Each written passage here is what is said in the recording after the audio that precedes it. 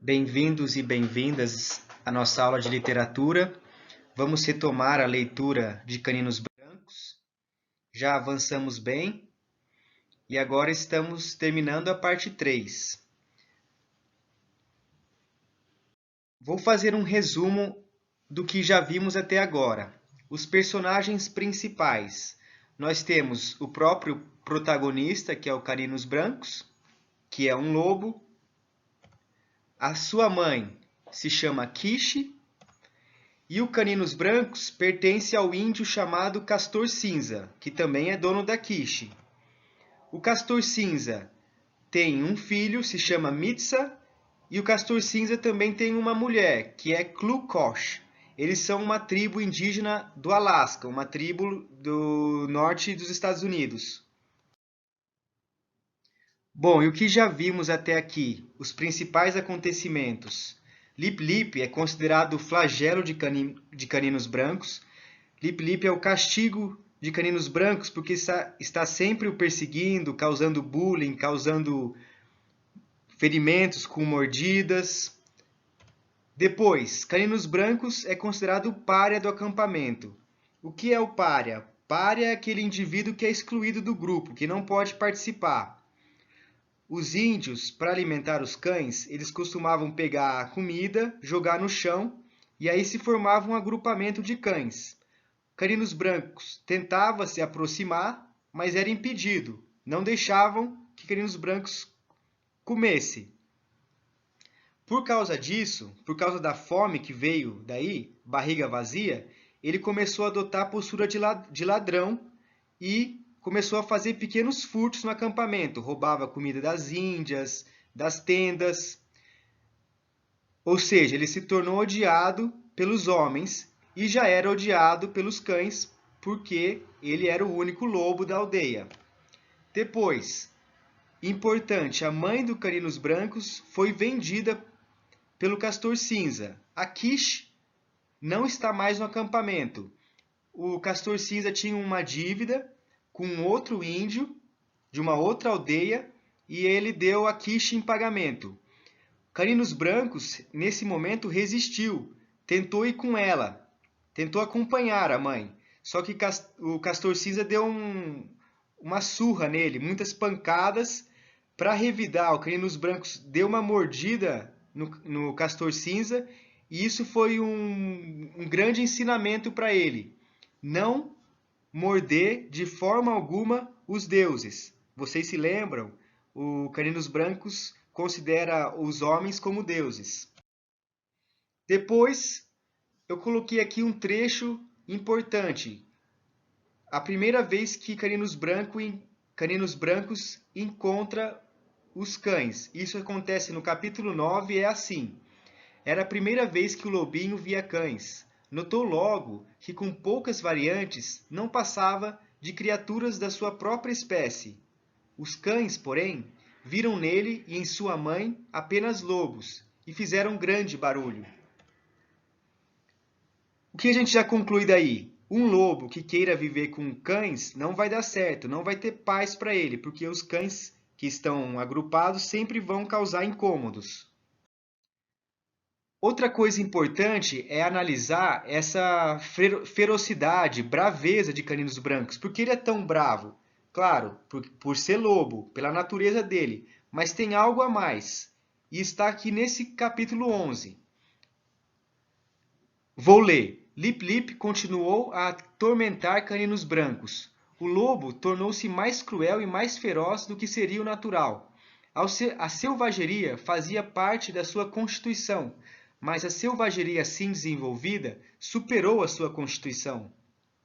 Ele adquiriu uma reputação de maldade entre os próprios deuses. Os deuses são os homens. Sempre que havia encrenca e tumulto no acampamento, luta e disputa, ou a gritaria de uma índia a respeito de um pedaço de carne roubado, era certo encontrar caninos brancos no meio. Para eles, Caninos Brancos era um animal furtivo e ladrão, um criador de encrenca e de discórdias, e as índias, iradas, lhe diziam na cara, enquanto ele as olhava alerta e prestes a evitar qualquer projétil rapidamente atirado, que ele era um lobo sem valor e destinado a ter um fim ruim. Então ele, além de apanhar, ouvia essas palavras ruins. É claro que ele não entendia, ele não entende a língua humana, mas ele entende a entonação, a postura e principalmente entende quando está vindo uma pedra, um pau em direção a ele. As índias jogavam isso contra ele e ele tinha que se desviar. Agora um resumo do capítulo 13, ou capítulo 5 da parte 3. O Lip Lip, aquele cão, passa a ser do Mitsa, Mitsa, o filho do castor cinza. Caninos Brancos aprende uma outra lei. Essa é uma lei suprema. Oprimir ao fraco e obedecer ao forte, ou seja, causar incômodo a quem é fraco e obedecer e se calar perante o forte. É isso que ele vivencia com os homens e os cães mais fortes. Há um caso importante. Um menino é atacado pelos caninos brancos. Vocês se lembram, esse menino está cortando a carne de alce e à medida que ele vai cortando, alguns pedaços vão caindo na neve. A neve vai se manchando de vermelho. Caninos brancos está com fome e vai lá e começa a comer esses restos. E o índio não aceita isso. Ele acha que não é justo porque a carne não é dele.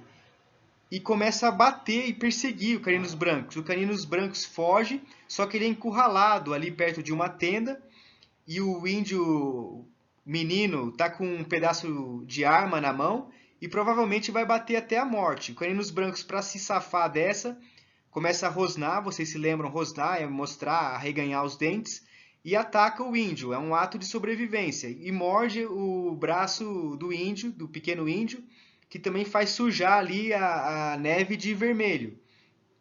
Isso vai ter consequências muito ruins. Toda a aldeia vai reclamar com o Castor Cinza, mas o Castor Cinza não pode fazer nada. É um lobo dele e o Castor Cinza defende o Caninos Brancos. O Caninos Brancos, depois de atacar o braço do menino, sai correndo, vai até o Castor Cinza, se agacha e fica ali olhando, esperando para ver o que vai acontecer. Outra lei importante aprendida, a lei da propriedade. O Caninos Brancos compreende que ele tem que defender os bens dos seus deuses. No caso, o Castor Cinza e o Mitsa. Dos outros deuses não tem que proteger, mas a propriedade privada deles, sim, defender. E ele começa a entender que o latido dele é um alarme contra ladrões. Existem alguns índios ali que são ladrões e se vão roubar algo do Castor Cinza, ele percebe que latindo o ladrão se afasta, acovardado, e o próprio Castor Cinza fica atento, levanta e vai ver o que aconteceu. Depois, no capítulo 14 ou capítulo 6 da parte 3, nós já vemos que o Canino Branco já está com 1 ano, já está no auge da força. Ele enfrenta o Bazek. Eu coloquei papéis mudados porque o Bazek antes que colocava medo no Caninos Brancos e agora o Bazek que está com medo. O Caninos Brancos cada vez mais fica insociável, ele não consegue ficar perto de nenhum cão e está sempre solitário. De repente, ele sai para dar uma volta na floresta e ele encontra a mãe, a Kish. E ele se alegra, vai até ela para cheirar o focinho dela, só que a Kish, a mãe, o repele. Brava, começa a dar mordidas nele e o Caninos Brancos não entende e insiste. Dá uns pulos de alegria e a Kish, de novo, repelindo, morde. Aí ele entende que a mãe já esqueceu dele, a memória de Caninos Brancos para Kish já foi apagada e Kish agora só está preocupada em alimentar a nova ninhada que ela teve. Uma coisa que ele odeia é o riso dos homens, porque ele se sente humilhado na aldeia e não suporta, ele tem que ficar longe. Talvez seja por causa do primeiro contato. Vocês se lembram? Quando ele era um filhotinho ainda e foi encontrado lá pelos índios, os índios batiam e davam pancadas na cabeça dele e todos riam. E ele ficava ali sem saber o que fazer. Por último, tem a batalha final contra o Lip Lip. Agora não é páreo mais. Lip Lip não é páreo. Caninos Brancos já é um lobo forte. Lip Lip é um cão. O resultado não poderia ser outro. Caninos Brancos vence e Lip Lip morre.